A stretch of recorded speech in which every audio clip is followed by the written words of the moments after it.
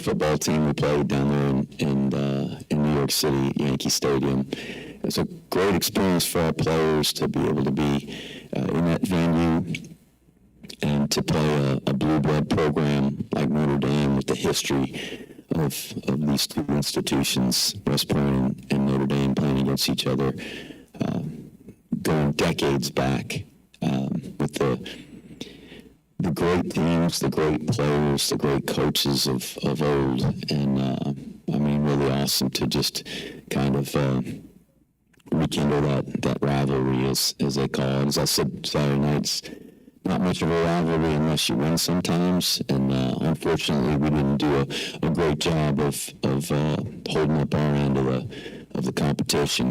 They were really good. Just so impressed with them in every phase. Coach Worley, our offensive coordinator, said they're like a professional team, just professional in everything that they do, the way they approach the game, the way they play the game, the way they're coached. And it's true, they were well prepared. Their kids played really hard. They were physical, tough. They had obviously a lot to play for, and they were very motivated to be there and to win that game.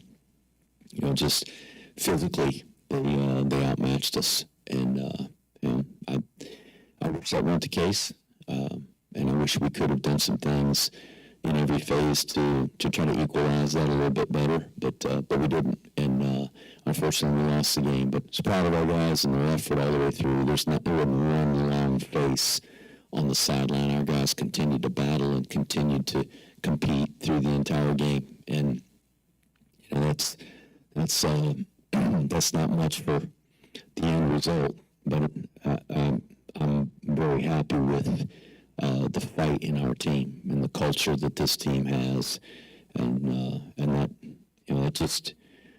that kept those guys going all the way through. And it's hard not to be discouraged when you're going through something like that. And I know they're human nature, you're going to be discouraged, but the fight and the toughness and the effort remained, and so hopefully that'll carry us through this week. We've got another outstanding football team we're getting ready to play. They've won 3 games in a row, beat an outstanding Memphis team who's ranked in the top 25, beat North Texas, who we saw a few weeks ago, an excellent team, and just beat Temple this past weekend. So they're a good team and playing very well right now. Coach Traylor does an outstanding job. I have so much respect for him and just what he's built there and the success that they've had. He's got a roster of guys really from the state of Texas, and they play with a lot of pride and program and representing the state of Texas when they play. So every game we've played against them has been a battle. This will be the 5th time we've played UTSA. The last time that they were here, they won an overtime victory over us, and it was just a hard-fought, tough football game, and I anticipate that's what we're going to get on Saturday. I hope we're able to our team in terms of how they play physically, and they're very athletic and long. Again, we're going to find ourselves in some one-on-one battles where perhaps their personnel is maybe a mismatch for us. So we've got to make up for that by playing well as a team, and that's what we're going to try to do. We're glad to be back home, playing for our seniors the last time that they'll play in Mikey Stadium, and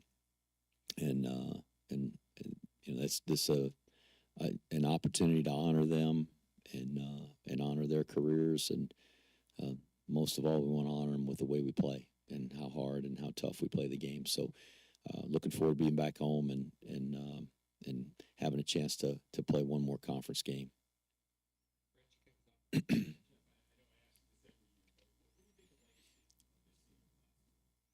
I think really for this senior class is the resiliency that they've shown over the course of their 4 years.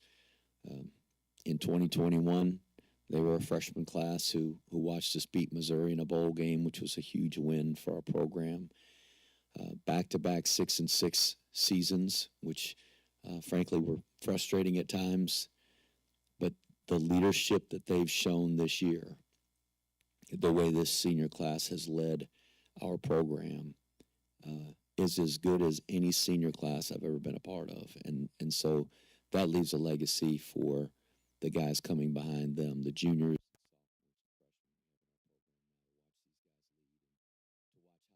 to watch how they've handled success and how they've handled defeat.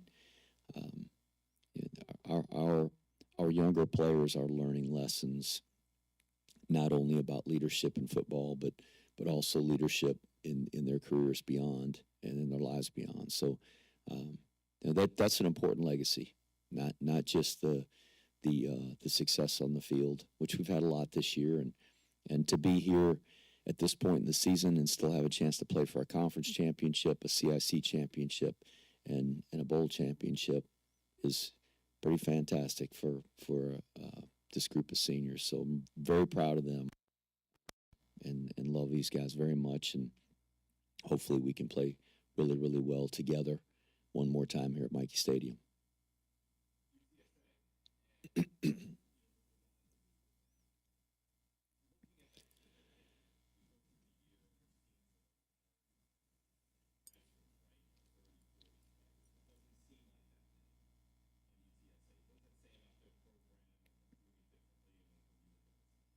The positive culture is very apparent. In this day and age, to see a team, particularly a group of 5 team, with so few transfers, what that means is that Coach Traylor has built a culture that their players want to be a part of, and that they enjoy playing there. They enjoy playing for those coaches. They're feeling rewarded, not just monetarily, but being rewarded by being a part of that program. And that's no surprise. Coach Traylor is a very successful high school coach. He's beloved in that state by the high school coaches. And I'm sure that just like Coach McGuire at Texas Tech, those Texas high school coaches feel a sense of loyalty to Coach Traylor, and they want to send their players there. And I'm certain they tell the players, you're going to go play for a great guy, and you stay there and play there. And a lot of college players seek guidance from their high school coaches that they trust and believe in. And I'm sure with all the great players that Coach Traylor's had, that he's had plenty of them that have thought about or been pursued by other colleges to transfer, and he's been able to hang on to them. It's really impressive. He's got a great staff, and they do a really good job of coaching those guys. They develop players. They've had guys go to the NFL, so it's a place that I think young men see themselves going, and it's a destination. It's not a stop along the way for something bigger. They've got a great program, a terrific venue to play in, a great city. So I think that's all credit to Coach Traylor and what he's built there. Hunter, kick us off on Zoom. Seth, you can start us. Good afternoon, Coach. The next 3 games are probably the games that will define the Army 2024 Army football season. First question is do you think your players are ready to go, and do you think that the loss to Notre Dame motivates them even more, especially going into a game with UTSA and their big high-powered offense? I don't know that they need more motivation than what's already there. The opportunity to play UTSA, who's a great team. We got a lot of guys on our team from the state of Texas. As I said, that's our most well-represented state. And so I think it's exciting for them to play a team from their home state, play a conference game, and we have a chance to finish the regular season conference schedule undefeated, which it would be a great accomplishment for our program and for this team. So there's a lot of motivation there. The loss to Notre Dame, it's difficult to lose a game like that. But frankly, I don't know that losing a game motivates us more for the next game other than just maybe finding the things that we feel like we could have done better and trying to improve on those things. And I'm not making any excuses for our players. We needed to have played blocks better and play our gaps better. We needed to have blocked better and sustained blocks more effectively to win the game. But we're talking about a team that's a professional team. They are, for all intents and purposes, a professional team. So it's different. If Notre Dame played the Pittsburgh Steelers got a bigger payroll than Notre Dame teams got. So there's probably a disparity in the talent level and the depth at each position, and it is what it is. So it's not like our guys come out of Notre Dame just screaming mad like, oh man, we were highly motivated to play that game, and we're very disappointed that we didn't win the game. But it doesn't put more emphasis on the UTSA game than is already there. It's a conference game. With a win in this game, we have a chance to host the conference championship game. So that's a lot of motivation right there, and it would be awesome to do that, and certainly a source of pride for us to win all of our conference games in our first year, and it's going to take a heck of an effort. I mean, UTSA is playing as well as anybody in our conference right now, and they are way more talented collectively as a team than we are. So we got plenty of motivation to try to win, and so that's where our heads are at right now. Not licking our wounds or feeling sorry for ourselves, and not saying, hey, we're going to show them. It's just we're trying to get prepared to win a game. Put whatever is done behind us, which is what our team has done so well this year. They've been very mature and professional from that regard. They put everything behind us and moved on to the next one, and that's what we need them to do this Saturday, is to put everything behind us. And this afternoon is really just focus on UTSA and get ready for a great football team that we've had to battle tooth and nail to compete with every time we've played. My second last question is, can you give us an update on any injuries? People got hurt in the game against Notre Dame, and whether they're going to be back for Saturday? That was a extremely physical football game. Notre Dame is a tough, rugged football team, and just so much respect for Coach Freeman, Coach Denbrock, Coach Golden, Coach Biaggi, their head coach and their coordinators. I mean, they had a great plan and played at a really high level, at least we thought, against us. And they were physical. And our guys came out of that game feeling it. They were beat up, and we had a lot of guys on Sunday when we came back for practice that were, just feeling the effects of that game on Saturday night. Hopefully this afternoon we're going to be a little bit healthier and rested and recovered. There are a couple of guys that won't practice today, but we anticipate that they will play on Saturday. There are a couple who are questionable right now, but we're hopeful. We're keeping our fingers crossed that they'll be able to recover from what happened on Saturday night and be ready for this coming weekend.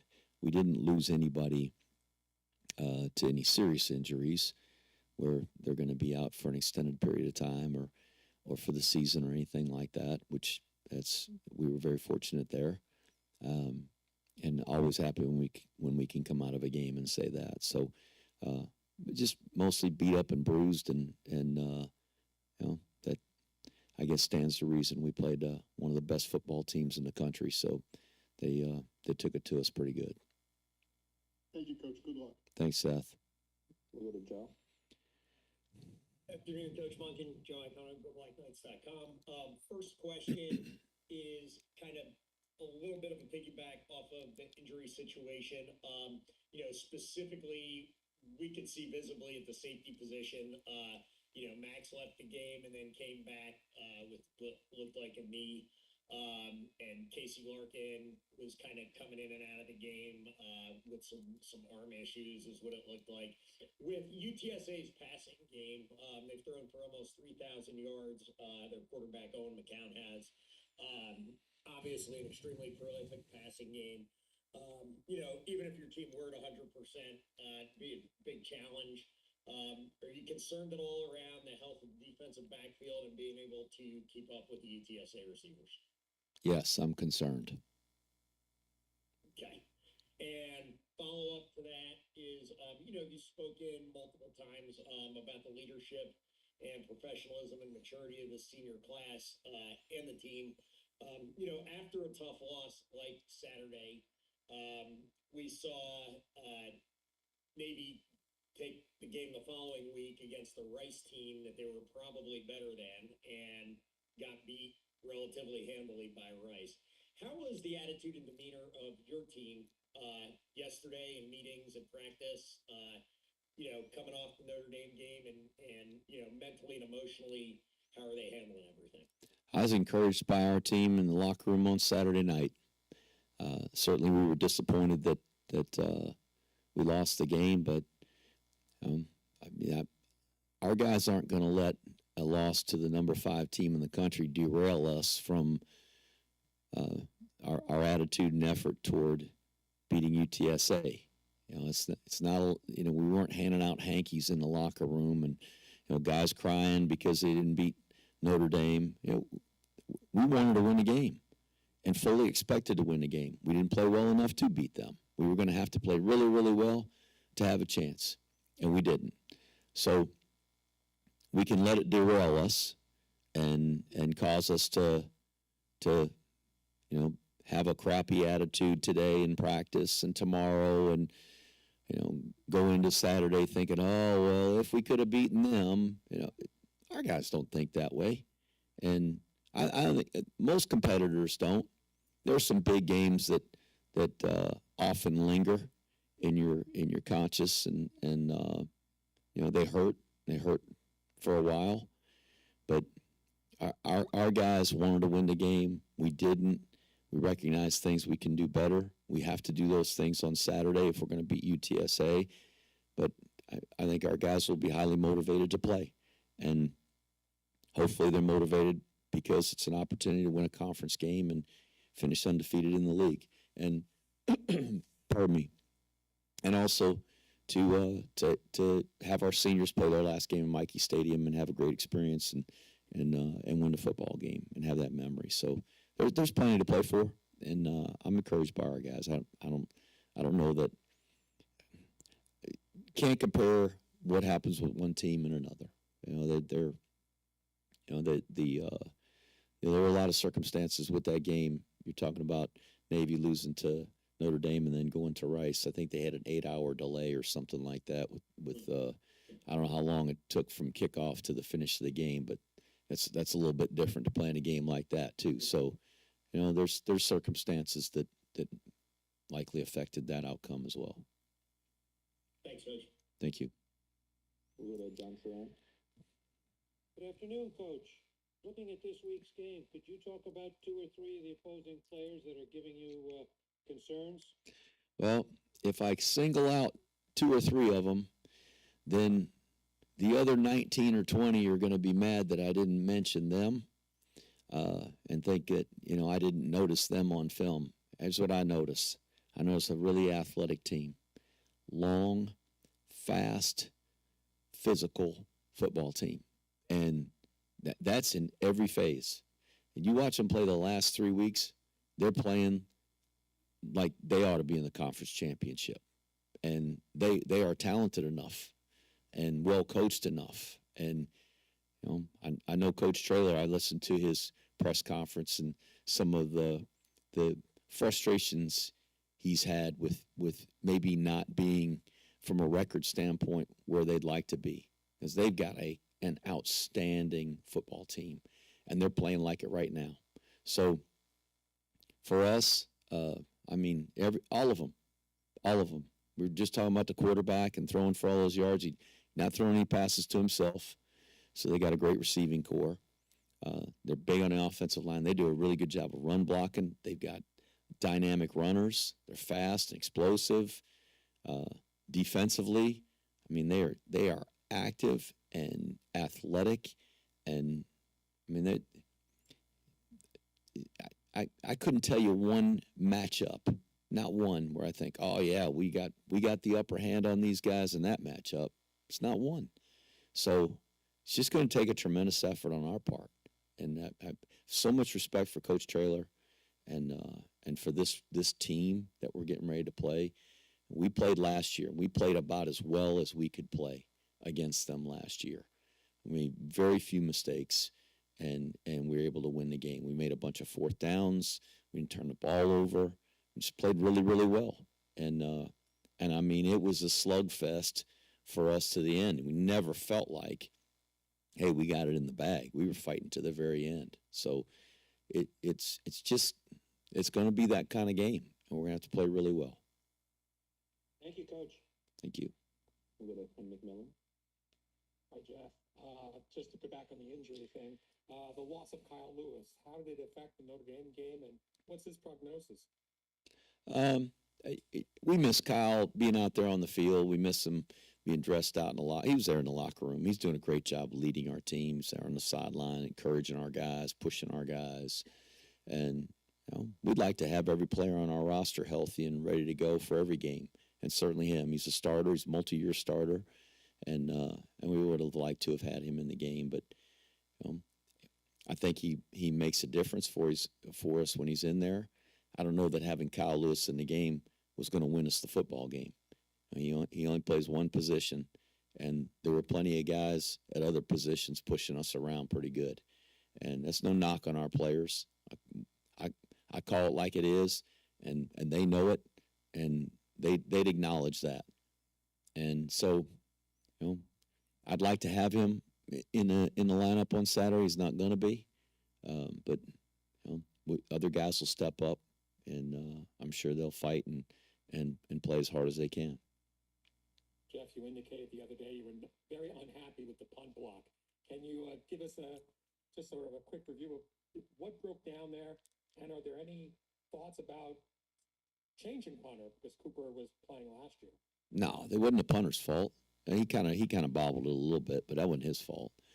I'm embarrassed when we get a kick blocked because we spent an inordinate amount of time on that fundamental and on that scheme, and we haven't had punt blocks since Cincinnati in 2020. Ironically, Marcus Freeman was on the other sideline for that one too. But it's embarrassing to have that happen. It was one guy, and he just got antsy, and he was in the shield. The guy rushed the shield. It's the same protection we've been running I've been this protection since 2008. So same punt protection, and we've had very few punts blocked over the course of those 16 or 17 seasons. So I believe in the protection. Is just a poor fundamental, and we had a guy rushing from the outside of the shield. He jumped out to get him, didn't need to. The guy went inside, threw his hand up in front of the punt, and a little bit of a bobble probably slowed him down a little bit, got him a little close to the shield, and that was that. But had we just used good fundamentals in the protection part, even the bobble, we probably would have gotten the ball off. And it's unfortunate because giving them a 7-yard field to play on, we really helped them, and they didn't need our help. Jeff, a question on the seniors. Personally, as a coach, you have classes come and go, but what's it like for you to send off a group like this, even though you do have 4 games remaining? But what's it like for you to send off these guys on their last home game, and every year you give us an unsung senior member that we don't always read about or see about? Do you have any this year? Well, one, I think this is a great day to just recognize those guys. This isn't the last game, as you said, so it's not a send-off. It's just it's just an opportunity to honor them, to honor their families and their parents and people that they love that are going to be there. And we'll join them on the field before the game. It's great to do that, and I think every school does that, and it's important that we do that. And I'm really proud of these guys. I'm proud of what they've accomplished this year as a senior class, and how they've led our team, the resiliency that they've showed through some average years, going 6-6 2 years in a row after playing in a bowl game as freshmen. And I'm proud of them for what they'll do when they graduate from West Point, and the commitment that they've made. And so to honor them is really special. There are a lot of seniors on our team that come to mind, and I'd like to talk about every single one of them. But the one guy that stands out to me in this class is Cody Winokur. He was with us and was sent to the Army in the Army Mentorship Program from West Point, and he came back. Just I can't say enough about how that experience positively affected him, his ability to lead, his perspective, his maturity, and he earned his place as one of our captains. He didn't come back and was an instant starter. In fact, he's never started a game here. But our guys have so much respect for him, and his perspective, I think, has positively affected our locker room and our program. And so I have probably leaned on him more than any of our captains, just because of his maturity and his experience this year. And he's mature enough and has experience working with superior officers and non-commissioned officers when he was in the Army Mentorship Program, that he's not afraid to say what needs to be said. And I appreciate that perspective. And he'll come to me and just talk to me about things in the program, and I ask his opinion, and it's man to man.